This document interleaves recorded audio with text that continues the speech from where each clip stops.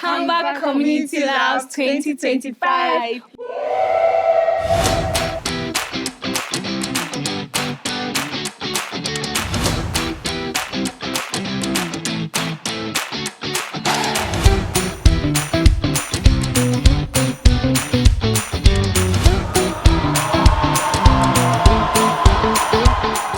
I'm so excited to be here. I'm actually a beginner. I don't know much about Canva, so I'm here to upgrade my skills. I'm here to have a wonderful experience. I'm here to connect with other members in the Canva community in Ghana.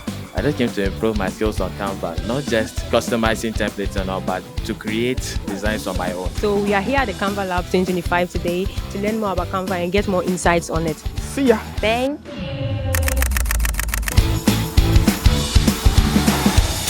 A lot of marketers, people who use social media and stuff like that, really rely on Canva for almost anything, from presentations to your social media posts to anything at all. But things are beginning to change in terms of how you use Canva. Oh, we've seen how Canva is changing the way we use the platform.